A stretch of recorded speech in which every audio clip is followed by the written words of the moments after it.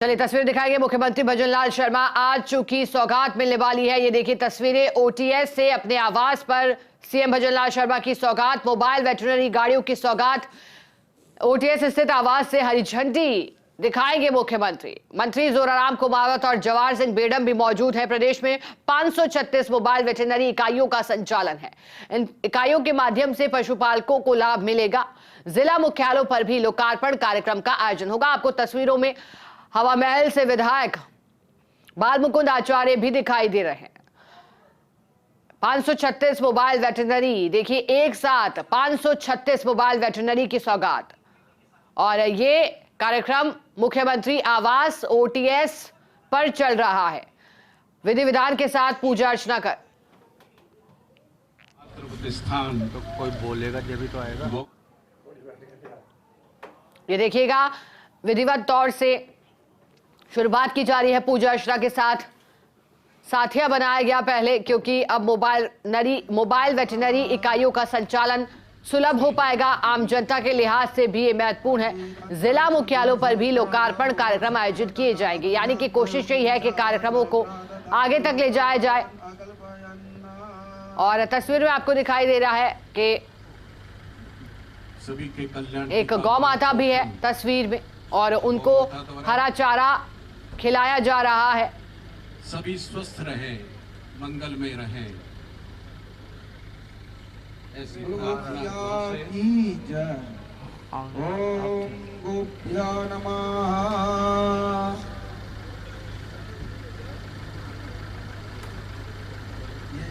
माननीय मुख्यमंत्री जी, हमारे मुख्य अतिथि श्री भजनलाल जी, ज्यादा जानकारी देने के लिए अब एहसास सहयोगी ऐश्वर्य प्रधान जुड़ गए हैं। ऐश्वर्य, जानकारी दीजिएगा, ओटीएस स्थित आवास पर अभी क्या कार्यक्रम चल रहा है? दिखाई दे रहा है कि अब हरी झंडी दिखाने का वक्त शुरू हो चुका है। देखिए, आपको तस्वीरों में गौ पूजन के साथ शुरुआत की गई है, और चूंकि ये जो वाहन है ये सभी जानवरों के लिए है, लेकिन चूंकि राजस्थान में गौवंश की अधिकता है, गौवंश अच्छी संख्या में है, और पश्चिमी राजस्थान क्षेत्र से लेकर आप हाड़ौती तक चले जाइए और गौवंश को काफी तकलीफ होती है, क्योंकि बारिश के दौर में या कई बार गौवंश सड़कों पर आ जाता है, सूखी जगह देखता है। गाय और भैंस में एक बड़ा अंतर यही होता है कि गौवंश हमेशा बारिश के दौर में सूखी जगह देखता है, तो उनको सड़क सूखी हुई दिखाई देती है। तो ऐसे में कई बार एक्सीडेंट जैसी स्थिति आ जाती है, बीमार हो जाता है गौवंश, तो गौवंश को भी इससे ज्यादा मदद मिल सकेगी। और ये सबसे बड़ी बात यह है कि आज ईआरसीपी के मौके पर जब मुख्यमंत्री अपनी यात्रा पर निकले हैं ईआरसीपी जैसे फैसले के बाद, तो मुख्यमंत्री भी इस बात को अच्छे से जानते हैं कि क्यों ना इस शुभ कार्य के बाद कार्यक्रम की शुरुआत की जाए। यहाँ पर स्थानीय विधायकों की भी मौजूदगी है।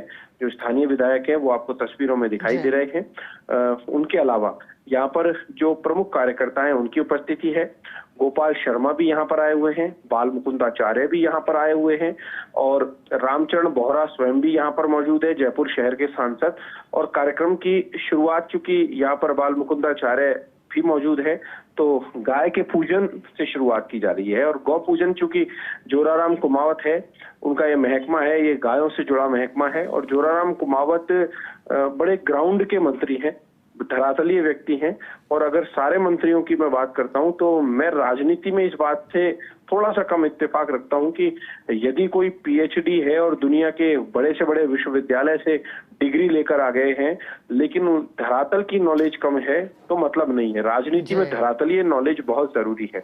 आपके पास कोई व्यक्ति आए, उसका काम करें, आप विधायक का सम्मान करें, विधायक के टेलीफोन कॉल को उठाएं, मंत्रियों के टेलीफोन कॉल को उठाएं, मंत्री आपके फोन को उठाएं, तो ये कर्टसी तो सामान्य चीजों से भी आ सकती है, कोई पढ़ाई की विशेष जरूरत नहीं है। तो जोराराम कुमावत एक काबिल मंत्री माने जाते हैं। और जोराराम कुमावत ये जो फैसला है ये एम्बुलेंस का, या कहा जाए तो मोबाइल वाहनों का उद्देश्य यही है कि पशुधन की सेवा हो सकेगी और पशुधन की सेवा पर फोकस रह सकेगा। इन तस्वीरों में आपको श्रवण सिंह बगड़ी भी दिखाई देंगे, सुखबीर सिंह जौनापुरिया भी मौजूद है, कैलाश वर्मा को भी यहाँ पर बुलाया गया है। कालीचरण सराफ आए थे, लेकिन अति व्यस्तता के चलते कालीचरण सराफ यहाँ से रवाना हो गए थे। हरिराम रणवा भी यहाँ पर आए हुए हैं, भाजपा के नेता हैं, और आपको दिखाई देंगे कि अब कुछ ही देर में इस कार्यक्रम की विधिवत शुरुआत होने वाली है।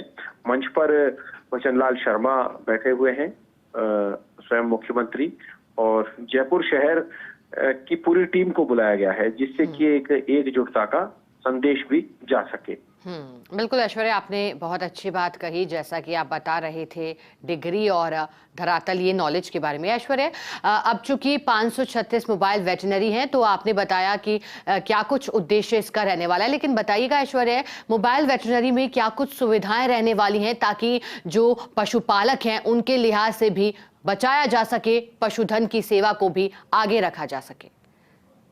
देखिए, यहाँ पर विभाग के उच्चाधिकारी भी आपको दिखाई दे रहे होंगे। सुषमा अरोड़ा भी यहाँ पर इस कार्यक्रम में मौजूद हैं, और उनके अलावा इन तस्वीरों में आपको अन्य उच्चाधिकारियों की उपस्थिति दिखेगी। भाजपा कार्यकर्ता भी आपको कई यहाँ पर दिखाई देंगे, और इस पूरे कार्यक्रम के माध्यम से, इस मोबाइल वाहनों के माध्यम से पशुधन की सहायता हो सकेगी। मोबाइल वेटरनरी इकाइयों का लोकार्पण है ये, और वेटरनरी इकाइयों का मतलब ये है कि छोटी मोटी परेशानी होती है पशुओं को, तो उसमें उनको त्वरित सहायता मिल सके। कई बार ऐसी स्थितियां हो जाती है कि वाहन उपलब्ध नहीं हो पाता, पशु है, पशु को लाने के लिए स्पेशल वाहन होता है। ऐसे नहीं कि कोई बकरी है, बकरी को उठा के मोटरसाइकिल पर रखकर ले गए। भैंस है, गाय है, इसका मुख्य उद्देश्य गाय को लेकर है, क्योंकि भैंस तो हर व्यक्ति अपने घर में ही रखता है। गायों ऐश्वर्या, एक बार रोकना चाहेंगे, कार्यक्रम में क्या कुछ चल रहा है, सुनिएगा जरा। पारंपरिक पद्धति द्वारा ये शुभारंभ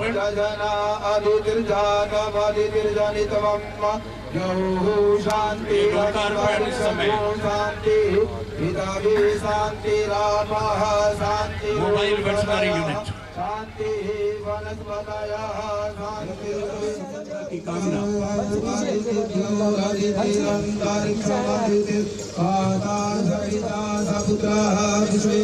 पारंपरिक पद्धति द्वारा ये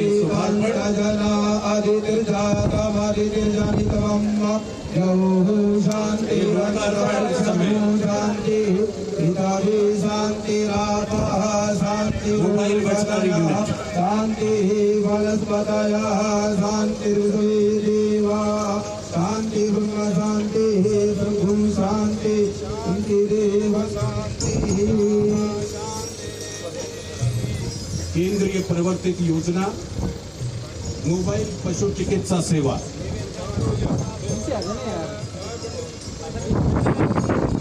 मोबाइल वेटरनरी यूनिट लोकार्पण। उद्घोष एक विशिष्ट अनूठा आयाम।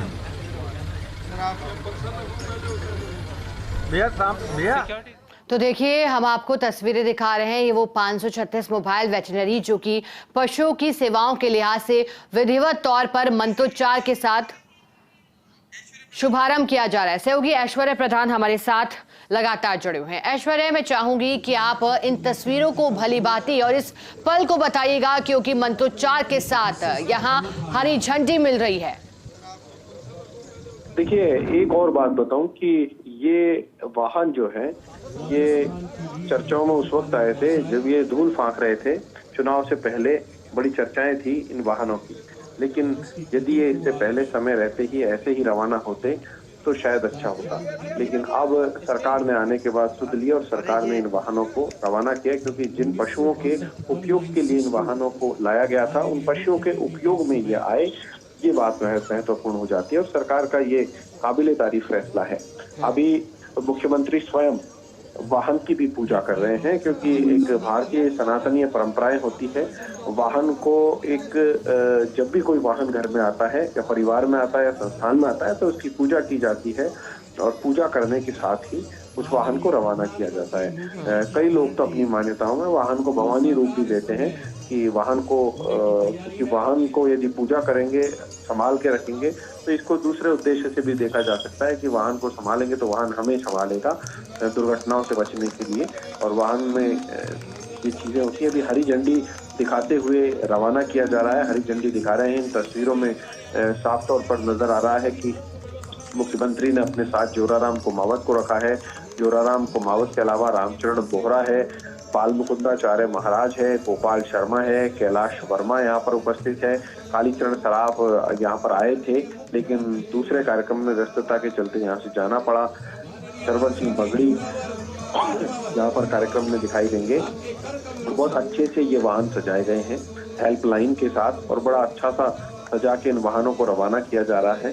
एक वाहन के पीछे की तरफ हेल्पलाइन नंबर भी है, 1962 पर कोई भी डायल कर सकता है। 1962 पर डायल करके बुलाया जा सकता है हेल्प के लिए, तो ये अच्छी बात है।